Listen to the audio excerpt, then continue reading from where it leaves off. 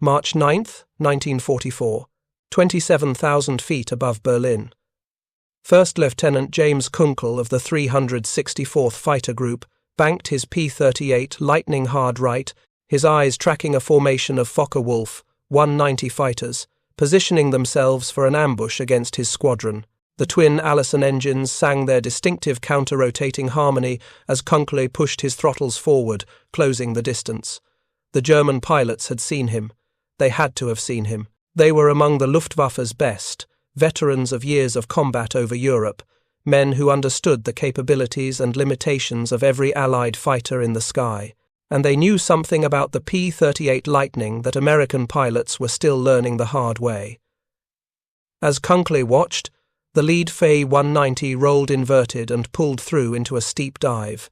The wingmen followed instantly, their aircraft dropping toward the earth at angles that would have seemed suicidal to bomber crews watching from above. It was a maneuver the Germans had perfected over months of combat against American escort fighters, a tactic so reliable that Luftwaffe pilots called it simply the lightning escape. They knew that no P-38 pilot in his right mind would follow them down. They knew about compressibility, and they were counting on it to keep them alive. Kunkle had a choice to make in the span of seconds: let the enemy escape and return to his formation, or dive after them and hope he could pull out before his aircraft entered the region where the laws of physics transformed his fighter into an uncontrollable missile. He had seen what happened to P-38 pilots who chose wrong. Some had ridden their aircraft all the way to the ground, fighting control columns that might as well have been welded solid. Others had bailed out, abandoning perfectly intact aircraft that simply would not obey their commands. The smart money said to let them go. The smart money said to stay alive for another mission. But Kunkle was tail-end Charlie, the last man in formation, and ahead of him his squadron mates were about to fly straight into an ambush. He rolled inverted and pulled. If you're enjoying this deep dive into the story, hit the subscribe button and let us know in the comments from where in the world you are watching from today. The story of why Luftwaffe pilots could escape American P-38 Lightnings at will during the winter of 1943 and 1944 is not primarily a story of German tactical brilliance or American incompetence.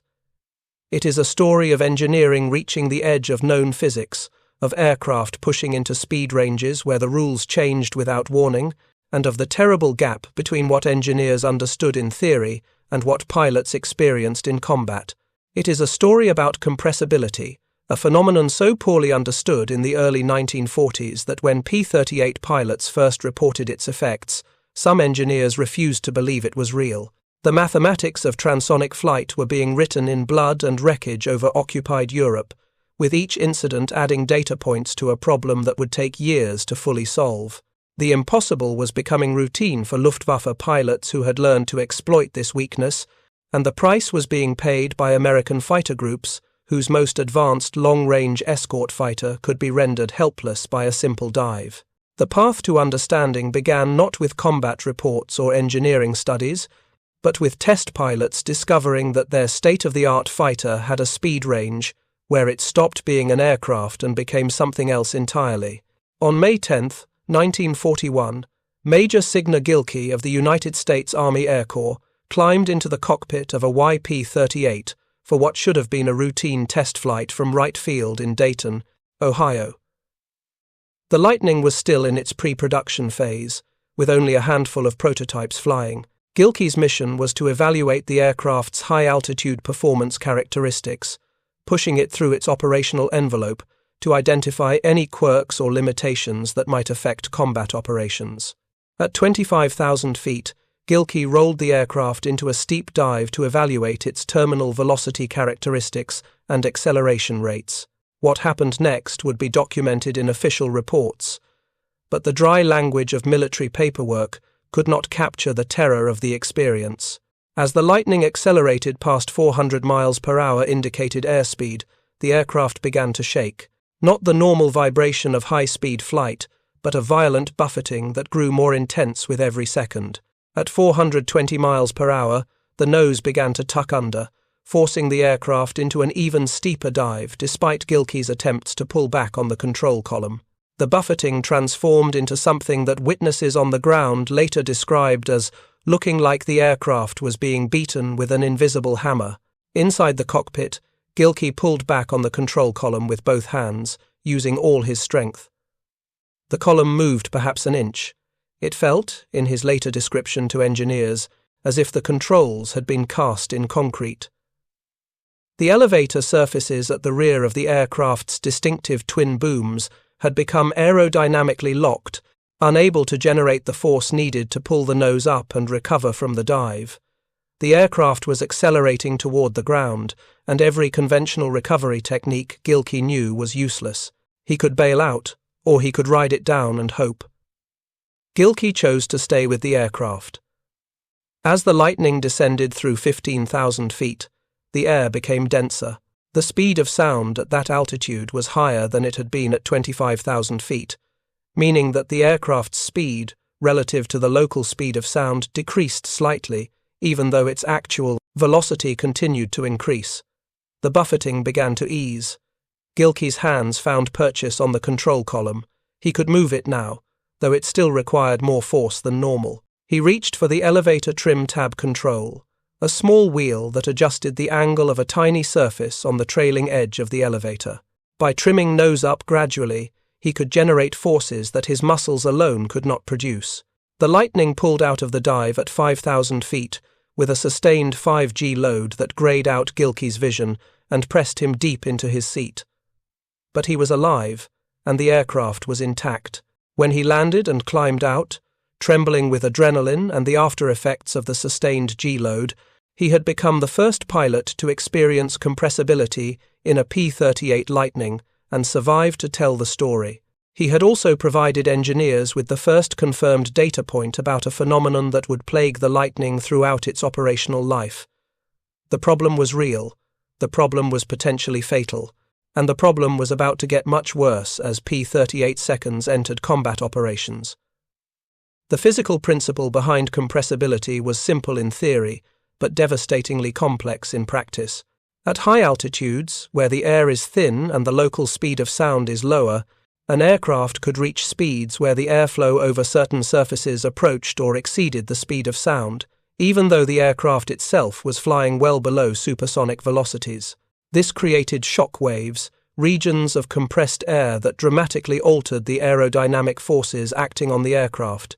On the P-38 Lightning, the specific geometry of the wing design and the placement of the control surfaces created a perfect storm of adverse effects. The Lightning's wing was thick by later standards, optimized for high-altitude performance and structural strength rather than high-speed flight. As the aircraft accelerated in a dive, the air flowing over the top surface of the wing between the engine nacelles and the central fuselage pod accelerated to transonic speeds. A shock wave formed, creating a region of separated turbulent airflow that moved progressively aft along the wing as speed increased. When this shock wave reached the location of the elevator surfaces on the twin-tail booms, it destroyed their ability to generate lift forces in response to pilot input. The elevators were still physically moving when the pilot pulled back on the stick, but they were moving through a region of disrupted airflow where normal aerodynamic principles no longer applied. Kelly Johnson, Lockheed's chief engineer, and the brilliant mind behind the P-38's revolutionary design, would later recall the frustration of those early months. "I broke an ulcer over compressibility on the P-38, he said, because we flew into a speed range where no one had ever been before, and we had difficulty convincing people that it wasn't the funny-looking airplane itself, but a fundamental physical problem." The issue was not unique to the Lightning. The phenomenon of compressibility would eventually affect every high-performance aircraft developed during World War II, from the P-47 Thunderbolt to the British Spitfire. But the P-38, with its unique configuration and exceptional high-altitude performance, encountered the problem first and most dramatically. Engineers at Lockheed worked throughout 1941 and 42 to understand and address the compressibility problem. They conducted wind tunnel tests using scale models. They installed instruments on test aircraft to measure airflow patterns and pressure distributions. They consulted with aerodynamicists from the National Advisory Committee for Aeronautics, the predecessor to NASA. What they discovered was sobering. The compressibility problem in the P-38 could not be fully solved without fundamentally redesigning the wing, a modification that would have required halting production for months, while Allied forces desperately needed every fighter they could get. Instead, the engineers focused on mitigation. They developed new fillet designs where the central pod joined the wing center section, improving airflow and reducing some of the tail buffeting. They established dive speed limitations, maximum indicated airspeeds that pilots should not exceed at various altitudes. For the P-38G and H models entering service in 1943, the official limitation was 420 miles per hour, indicated airspeed at altitudes below 15,000 feet, with progressively lower maximum indicated airspeeds at higher altitudes. At 30,000 feet, the maximum safe indicated airspeed was only 290 miles per hour, corresponding to a true airspeed of approximately 440 miles per hour. These limitations were published in pilot operating handbooks and emphasized during training, but publishing a limitation and enforcing it in combat were entirely different propositions. In the abstract environment of a classroom, it was easy to tell pilots not to exceed certain speeds in a dive. In the heat of combat, with German fighters in their sights and their squadron mates' lives depending on their actions, pilots faced an impossible choice. Obey the limitations and watch the enemy escape, or exceed them, and risk losing control of the aircraft. Many chose to push the limits. Some survived, others did not. The situation became critical when P-38 units deployed to Europe in late 1943. The 55th Fighter Group arrived in England in September and began combat operations on October 15th, one day after the disastrous second raid on Schweinfurt that cost the 8th Air Force 60 B-17 bombers. The Lightning pilots mixed it up with Messerschmitt Bf-109s and Focke-Wulf 190s on November 3rd, scoring their first victories. The aircraft performed adequately in initial engagements, with pilots praising its heavy firepower, excellent visibility, and long range. But the Luftwaffe was learning. German fighter pilots were among the most experienced and skilled in the world by late 1943. They had survived years of combat on multiple fronts. They understood tactics and aircraft performance with the kind of intuitive mastery that comes only from thousands of hours of flight time and hundreds of combat engagements.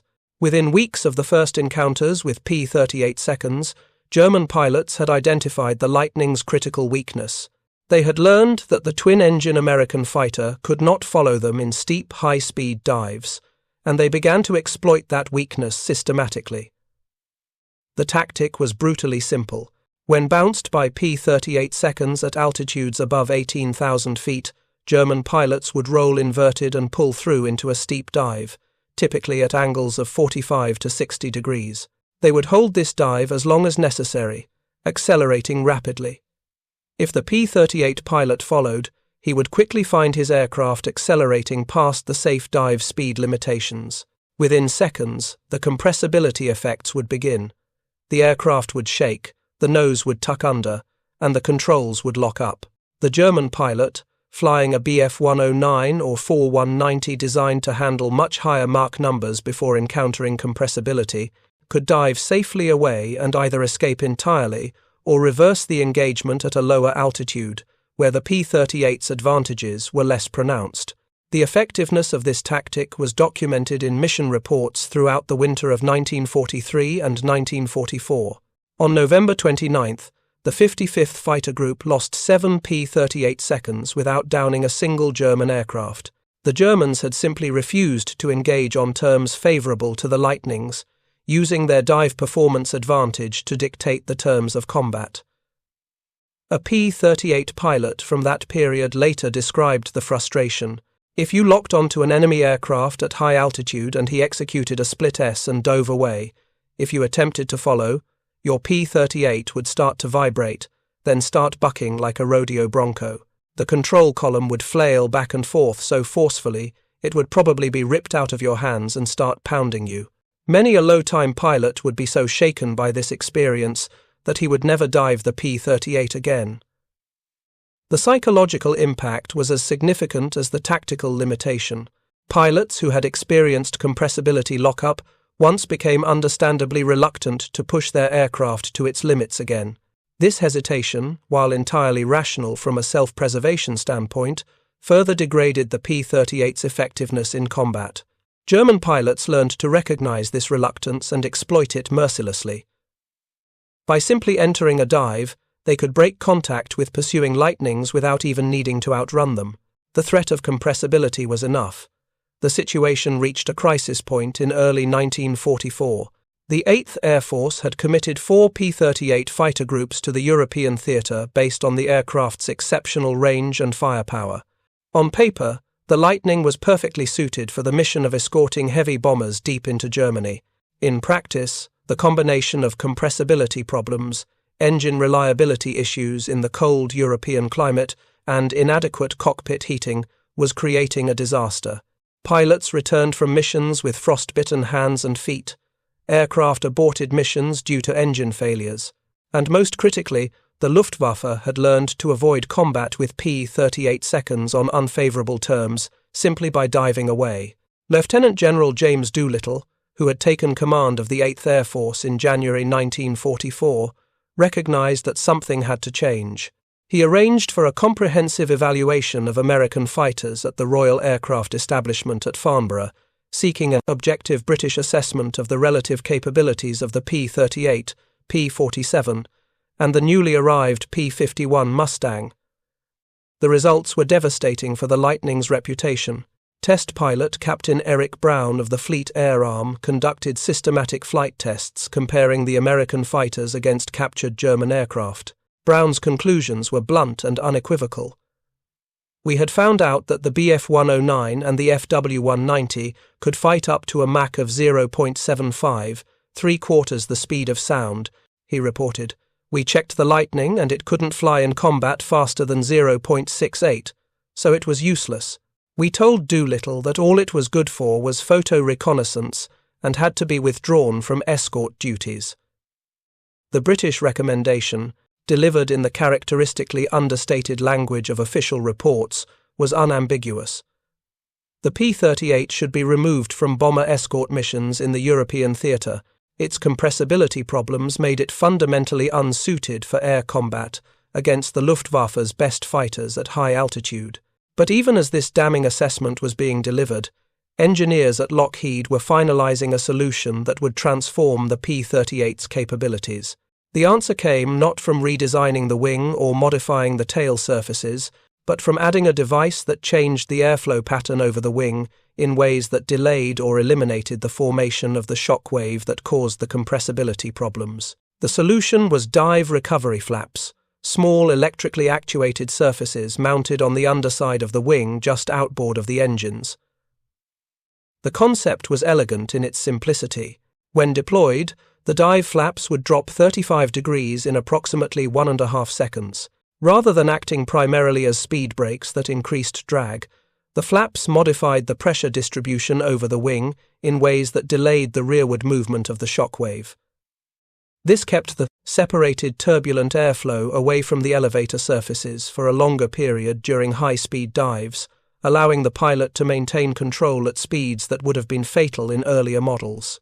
The flaps also provided an immediate nose-up pitching moment, giving pilots an additional tool for dive recovery beyond the elevator trim tabs. By late 1943, Lockheed had manufactured several hundred dive flap modification kits intended for field installation on P-38, J-10 and J-20 models already in operational service. The kits were tested extensively, with company test pilots reporting dramatic improvements in dive characteristics. A pilot equipped with dive flaps could safely dive at indicated airspeeds approaching 600 miles per hour and recover without difficulty.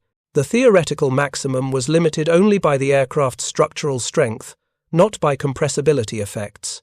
If the kits could be installed on the P-38 seconds operating in Europe, the tactical situation would change overnight. In March 1944, 200 dive flap kits destined for the European theatre of operations were loaded aboard a Douglas C-54 Skymaster transport aircraft for shipment to England.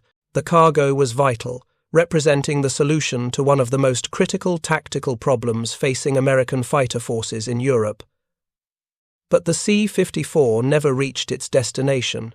On March 3rd, an RAF fighter pilot intercepted the transport over the English Channel, misidentified it as a German Focke-Wulf 4-200 Condor reconnaissance aircraft, and shot it down. The entire shipment of dive flap kits was destroyed, sinking to the bottom of the channel along with the aircraft and crew. The loss of those kits represented a catastrophic setback in the timeline for improving P-38 capabilities in Europe. Without them, field units would have to wait for newly manufactured aircraft, incorporating the dive flaps on the production line, or for additional retrofit kits to be manufactured and shipped. The delay would stretch from weeks into months, during the most critical period of the air war over Germany, when every advantage mattered. But even as that disaster unfolded, Lockheed was preparing a different kind of solution, one that would bypass official channels and modification programs to directly demonstrate to combat pilots what the improved Lightning could do. Tony LaVia was 31 years old in early 1944, a test pilot whose career had taken him from air racing in the 1930s to the cutting edge of wartime aviation development. He had joined Lockheed in 1941 and quickly established himself as one of the company's most skilled and aggressive test pilots. He had flown the early P-38 prototypes through their development trials, alternating with chief engineering test pilot Milo Burcham on the dangerous high-speed dive tests that documented the compressibility problems. He understood the Lightning's capabilities and limitations better than almost anyone alive, and in early 1944, he was about to embark on an unofficial mission that would prove more effective than any engineering report or official directive. Lockheed's Modification Centre near Belfast had prepared a P-38J-25 to full production specifications, incorporating all the latest improvements including the dive recovery flaps, power-boosted ailerons, and improved cockpit heating. Levier named the aircraft Snøfjøperen, painted it in distinctive markings, and prepared for a 4-month tour of P-38 bases in England. The mission was officially described as technical liaison and demonstration flights, but the real purpose was psychological as much as technical. Levier would show combat pilots, through personal demonstration, what the improved Lightning could do. He would prove that the aircraft they had learned to fear could be mastered. The tour began in March 1944 and proceeded to visit the bases of the BIS, 20th, 55th, 364th, and 479th Fighter Groups. At each location, Levier followed a similar pattern. He would give a technical briefing, explaining the modifications and improvements incorporated in the late-model P-38 seconds. He would discuss proper engine management techniques, dive recovery procedures, and combat tactics optimized for the Lightning's unique characteristics. And then he would fly. The demonstration flight at Kingscliff, home of the 20th Fighter Group, became legendary among P-38 pilots. The pilots of the 20th were veterans by this point, men who had seen combat and knew the Lightning's limitations intimately. They were not particularly impressed by a factory test pilot giving lectures about an aircraft they flew in combat, but Levier understood that lectures were not going to change minds that had been shaped by harsh experience. He needed to show them something they considered impossible. Levier took off in Snøfjøperen and climbed to 25,000 feet while the pilots of the 20th Fighter Group watched from the ground. What happened next violated every doctrine and limitation that those pilots had learned. Levier rolled the P-38 inverted and pulled through into a vertical dive, pointing the nose straight at the ground. The Lightning accelerated rapidly, its twin engines screaming at full power. On the ground, pilots who understood exactly what they were watching rushed outside, expecting to witness a crash. They knew what happened to P-38 seconds in steep dives from high altitude. They had seen it themselves or heard the reports. The aircraft would shake itself apart or become uncontrollable, and the pilot would either bail out or ride it into the ground. Snøfjøperen dove through 20,000 feet, then 15,000, then 10,000. The indicated airspeed was approaching 500 miles per hour, well beyond the published limitations for any P-38 they had flown. The aircraft should have been shaking. The controls should have locked up. But Levier was still diving, still in complete control. At 5,000 feet, he activated the dive recovery flaps and pulled back smoothly on the control column. The Lightning recovered from the dive without any sign of distress, pulling through at high G-load, but maintaining perfect control throughout. Levier leveled off at low altitude and, for emphasis, rolled the P-38 on one engine, demonstrating the aircraft's single-engine handling characteristics. The demonstration was successful beyond anything a briefing could have accomplished. The pilots of the 20th Fighter Group had just witnessed maneuvers they had been explicitly taught were suicidal, performed with casual precision by a pilot who clearly trusted his aircraft completely. The psychological impact was immediate and profound. If the dive recovery flaps worked that well, if the improved Lightning could dive vertically from 25,000 feet and recover without difficulty, then the tactical equation against the Luftwaffe changed completely. German pilots would no longer be able to escape simply by diving away. Levier repeated similar demonstrations at other bases throughout his tour. He flew mock combat against captured German fighters, demonstrating techniques for engaging Bf-109s and 400190s on favorable terms. He showed pilots how to use the dive flaps offensively, diving on enemy formations at speeds that would have been impossible in earlier models. And he emphasized repeatedly that the key to success in the Lightning was understanding its unique characteristics and using them deliberately, rather than trying to fly it like a single-engine fighter. The impact of Levier's tour extended beyond the immediate tactical lessons.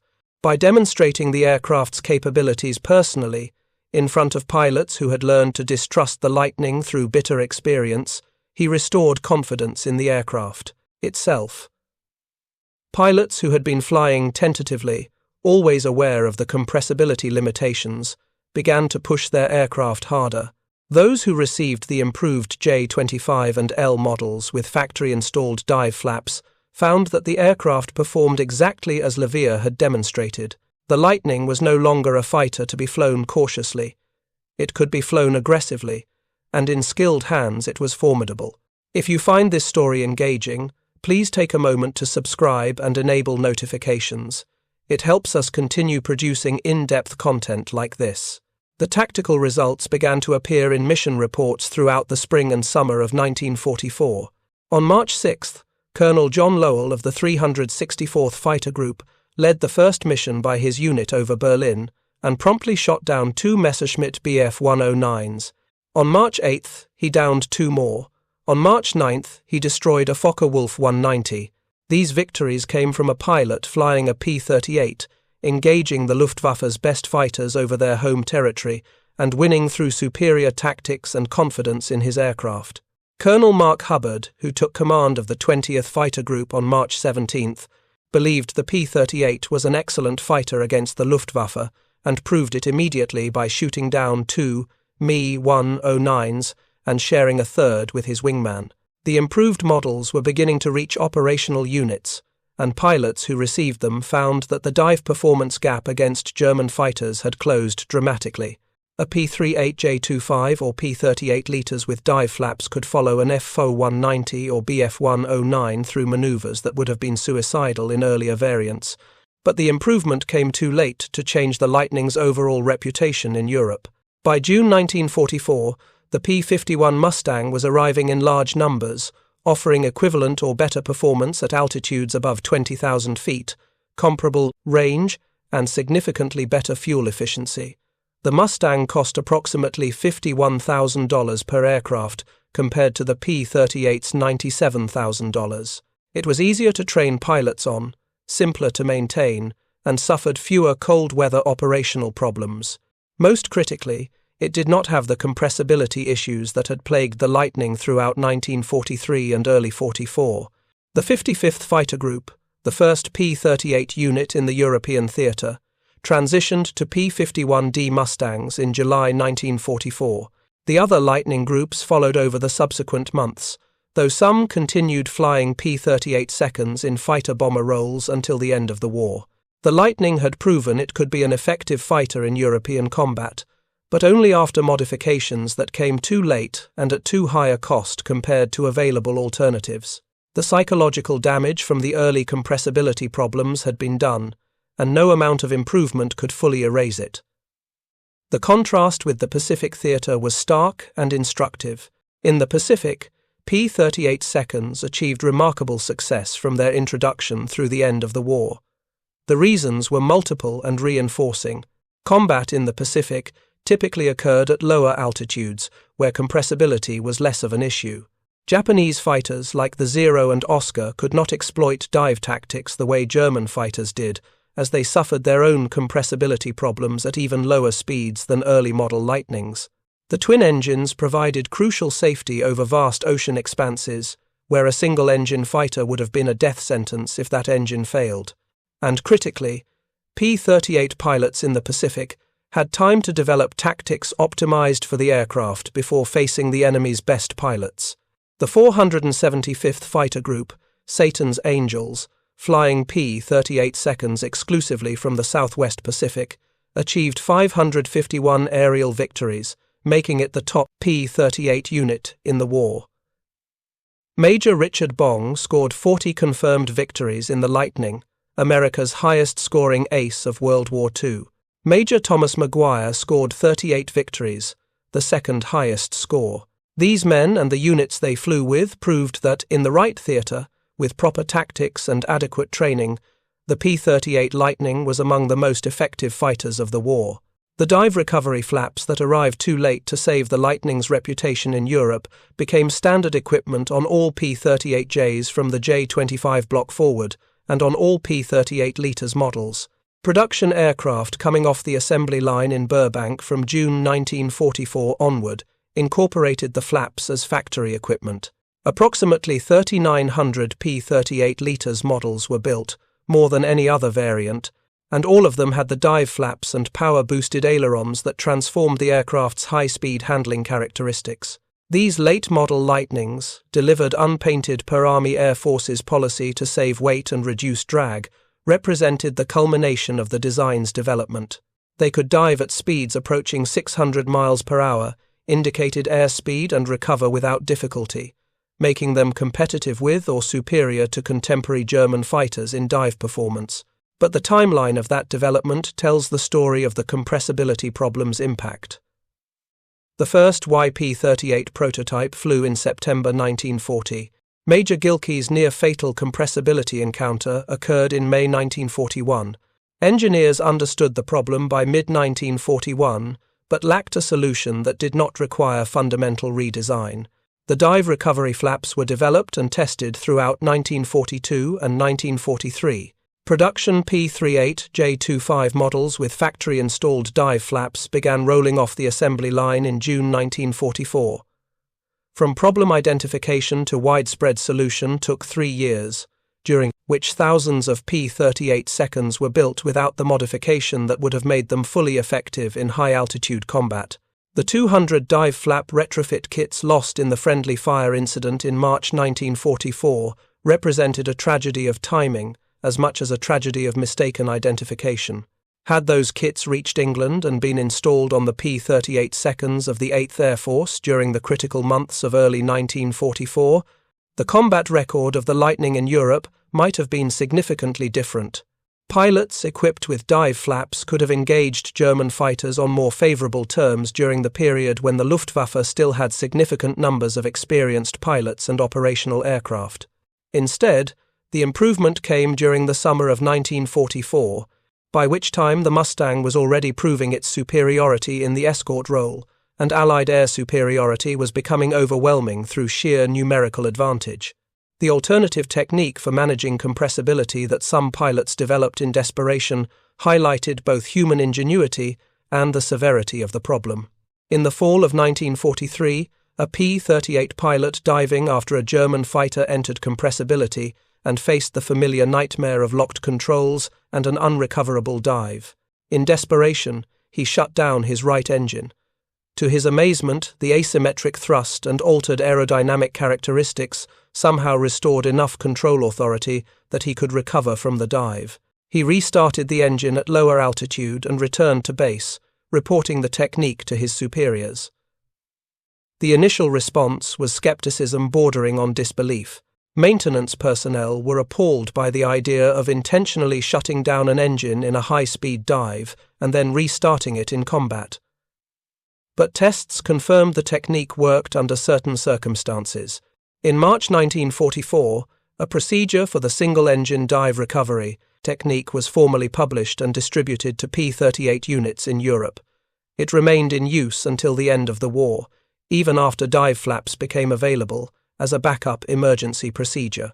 The technique illustrated how far pilots were willing to go to overcome the aircraft's limitations, accepting risks that would have seemed insane under normal circumstances, because the alternative was losing the aircraft entirely to compressibility lockup. German intelligence eventually learned about the single-engine dive recovery technique from interrogation of captured P-38 pilots. Luftwaffe tactical briefings were updated to warn that Lightnings might attempt to follow high-speed dives using modified procedures, but by the time this information circulated, the broader tactical situation had shifted dramatically in favor of the Allies. German fighter pilot experience levels were declining due to catastrophic attrition rates, fuel shortages, limited training, and operational sortie rates. American numerical superiority was becoming overwhelming. The compressibility advantage that had given German pilots a reliable escape option in late 1943 mattered less and less as the overall strategic situation deteriorated.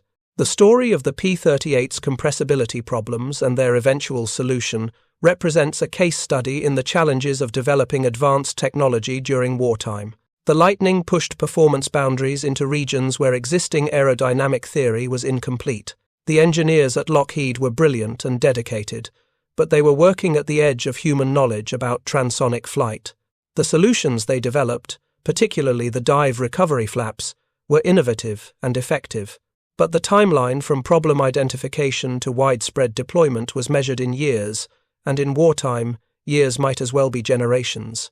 The human cost of that timeline was real, but difficult to quantify precisely. How many P-38 pilots died, or were captured because they could not follow German fighters in dives? How many bombers were lost because their escorts could not effectively engage interceptors who could escape at will? How many missions failed or were compromised because of the tactical limitations imposed by compressibility? The answers are unknowable with precision, but the impact was significant enough that the RAF recommended withdrawing the Lightning from bomber escort duties entirely, and American commanders seriously considered that recommendation. The psychological dimension was equally significant. Pilots who flew early model P-38 seconds in Europe developed a wariness of their aircraft that was entirely rational based on their experience. They had learned through personal experience or through the stories of squadron mates that steep high-speed dives could be fatal. That learned fear was difficult to overcome, even when improved models with dive flaps became available. Some pilots never fully trusted the Lightning again, flying it conservatively even when equipped with modifications that eliminated the compressibility problems. Others, who had never experienced the early models, flew the improved Lightnings aggressively and successfully, demonstrating that the aircraft itself was not the limitation, but rather the accumulated psychological weight of its early reputation. Tony Levier's demonstration tour represented an attempt to overcome that psychological barrier through personal example, by performing maneuvers that pilots had learned to consider suicidal, by diving vertically from 25,000 feet and recovering smoothly, by rolling on one engine at low altitude. Levier provided visceral proof that the improved Lightning was a different aircraft from the one that had established its reputation in late 1943. His approach worked because it addressed the psychological dimension of the problem directly. No amount of engineering reports or official directives could have been as effective as watching a skilled pilot casually perform maneuvers that violated everything those pilots had learned about the aircraft's limitations. The broader lesson extended beyond the specific case of the P-38 Lightning. Every high-performance aircraft developed during World War II encountered problems that required solutions developed during the war itself. The P-47 Thunderbolt had its own compressibility issues, though less severe than the Lightning's. The P-51 Mustang suffered from directional instability at high speeds. The British Spitfire encountered Mach-Tuck problems in high-speed dives. The German Messerschmitt Me-262 jet fighter which represented a revolutionary leap in performance, suffered from catastrophic engine reliability problems that limited its operational effectiveness. In every case, the gap between theoretical understanding and operational reality created challenges that had to be solved under the pressure of combat necessity. The P-38 Lightning story is distinguished not by encountering these problems, but by the specific nature of the challenge it faced and the timeline required to solve it. Compressibility was particularly insidious because it did not cause immediate catastrophic failure in most cases. The aircraft did not break apart or explode. It simply became uncontrollable, and whether the pilot survived depended primarily on altitude and luck. This made the problem difficult to study, and even more difficult to convince skeptics that it represented a fundamental physical limitation rather than pilot error or inadequate training. The final chapter of the P-38's compressibility story was written not in combat reports or engineering studies, but in the accumulated experience of thousands of pilots who flew the aircraft through the war and beyond. The late-model P-38 liters, delivered with dive flaps and power-boosted controls as standard equipment, represented the aircraft the engineers had envisioned from the beginning. It could dive at speeds exceeding 500 miles per hour true airspeed at altitude and recover smoothly. It could engage enemy fighters on equal or superior terms in all phases of combat, and most critically, pilots who flew these improved models reported confidence in the aircraft that had been absent in earlier variants. Lieutenant Colonel Robin Olds, who would go on to become one of America's most distinguished fighter pilots with a career spanning World War II, Korea, and Vietnam, scored his first aerial victories flying a P-38 inches August 1944. On August 14th, leading a flight at low altitude over France, Olds spotted two aircraft he hoped were Focke-Wulf 190s. He maneuvered his Lightning into position, confirmed the Iron Cross markings, and attacked. The first FW-190 went down immediately. The second broke hard left, a violent evasive maneuver that would normally have provided enough separation to escape. But Olds stayed with him, following through the break and maintaining firing position until the German pilot bailed out. The engagement illustrated what a skilled pilot in a properly equipped P-38 could accomplish. Olds was flying a late-model Lightning with all the improvements. He had confidence in his aircraft's capabilities, and when the German pilot attempted to break contact through violent maneuvering, the Lightning stayed with him through turns and acceleration that would have been problematic in earlier models. The compressibility issue that had dominated tactical thinking a year earlier was no longer relevant. The aircraft had been fixed, and the fix worked. But by August 1944, the P-38's window of opportunity in Europe had largely closed. The Mustang was established as the primary escort fighter for the 8th Air Force. Production priorities had shifted, and the Lightning's higher cost and greater maintenance requirements made it difficult to justify when equally or more effective alternatives existed. The 9th Air Force continued to operate P-38 seconds in the fighter-bomber role, where their heavy payload capacity and long range remained valuable. The 15th Air Force in Italy continued to fly Lightnings until late in the war, but the era of the P-38 as America's premier long-range escort fighter in Europe had ended before the aircraft reached its full potential. The statistics tell a complex story. In the European theatre of operations, P-38 seconds flew approximately 130,000 sorties with a loss rate of 1.3%. This compared favourably to the P-51 Mustang's 1.1% loss rate, especially considering that P-38 units operated during the most dangerous period of the air war when German fighter defences were strongest and pilot experience levels were highest. Lieutenant Colonel Mark Hubbard, who commanded elements of the 364th Fighter Group, rated the P-38 as the third best Allied fighter in Europe, behind only the P-51 Mustang and the British Tempest. His assessment highlighted the aircraft's strengths in range, payload, speed, climb rate, and firepower, while acknowledging the tactical limitations that had affected its reputation. In the Pacific theatre, the numbers were even more impressive.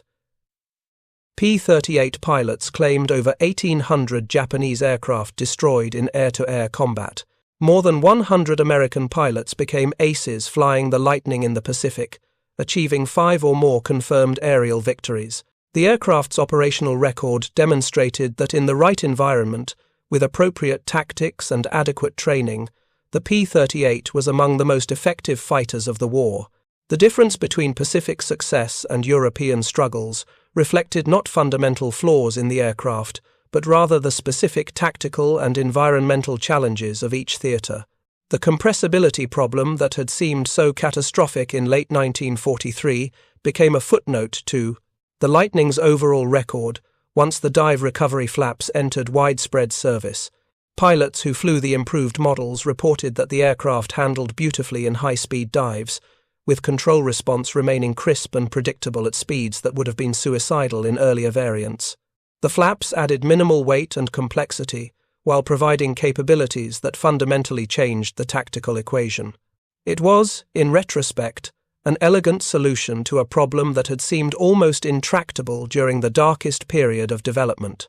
Kelly Johnson's comment about breaking an ulcer over compressibility reflected the personal toll that solving the problem took on the engineers responsible for the Lightning's development.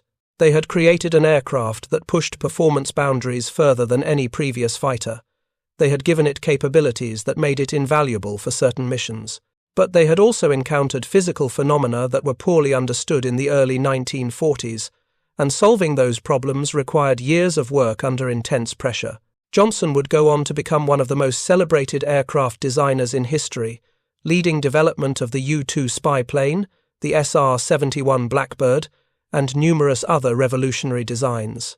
But the P-38 compressibility problem remained one of his most frustrating challenges because the solution required understanding physics that was still being discovered. The broader legacy of the P-38's compressibility problems extended well beyond the specific case of one aircraft. The Lightning was among the first operational aircraft to encounter transonic flow phenomena routinely in operational conditions. The data gathered from P-38 flight tests, combat reports, and engineering studies contributed significantly to the emerging understanding of high-speed aerodynamics that would be essential for developing jet aircraft after the war. The lessons learned from solving the Lightning's problems informed design decisions on aircraft like the F-80 Shooting Star, America's first operational jet fighter, which Tony LaVere would also test extensively. The phenomenon of shockwave formation and its effects on control surfaces became well understood only through the accumulated experience of aircraft like the P-38, pushing into speed regimes where conventional aerodynamic theory broke down. Later aircraft were designed from the beginning to minimize compressibility effects through wing designs optimized for transonic flight, careful placement of control surfaces, and in some cases the use of powered flight controls that could overcome aerodynamic forces that would lock up conventional control systems. The P-38's struggles in this regard were part of the learning process that enabled the jet age. For the men who flew the Lightning in combat, the compressibility issue represented just one of many challenges they faced. Pilots dealt with inadequate cockpit heating that caused frostbite, engine reliability problems that forced aborts deep in enemy territory, and the constant stress of combat against skilled and determined opponents. The dive speed limitations were significant, but not necessarily the most immediate concern when German fighters were attacking their formation or when flak was bursting around them at 25,000 feet. The aircraft had to be managed carefully, with attention to engine parameters, fuel consumption, oxygen systems, and tactical positioning, all while maintaining formation and watching for enemy aircraft. The pilots who mastered the P-38, despite its quirks and limitations, deserve recognition for their skill and adaptability. Flying a complex twin-engine fighter in combat required a level of workload management that exceeded what single-engine fighter pilots faced. The Lightning demanded attention to both engines, with separate throttles, propeller controls, and mixture settings. An engine failure on takeoff created critical control problems due to asymmetric thrust. The counter-rotating propellers eliminated some torque effects but created their own unique handling characteristics. And the compressibility limitations meant that pilots had to maintain constant awareness of their airspeed and altitude, knowing that a dive that would be routine in a P-47 or P-51 could be fatal in an early model P-38. Yet pilots who flew the Lightning extensively often developed deep affection for the aircraft despite its challenges. The view from the cockpit, seated in the central nacelle with clear visibility in nearly all directions, was exceptional. The heavy nose armament of 4 50 caliber machine guns and one 20mm cannon, all firing directly forward without convergence issues, made the Lightning devastating when it could bring its guns to bear. The twin engines provided a safety margin over water or enemy territory that single-engine pilots could only envy, and the distinctive appearance, with its twin booms and central nacelle, made the Lightning instantly recognizable and somehow uniquely American in its unconventional approach to fighter design. General George Kenney, commander of Allied air forces in the Southwest Pacific, was an enthusiastic advocate for the P-38 throughout the war. He understood its strengths and accepted its limitations, employing it in roles where its capabilities were most valuable. His comment about wanting P-38 seconds in the Pacific because of the long distances and the psychological comfort of having two engines while flying over shark-infested waters reflected practical thinking, informed by operational experience. In the Pacific, the Lightning was not trying to replace a better alternative. It was providing capabilities that no other available aircraft could match, and in that role, it excelled. The comparison between the P-38's European and Pacific records highlights how much operational success depends on the match between aircraft capabilities and mission requirements.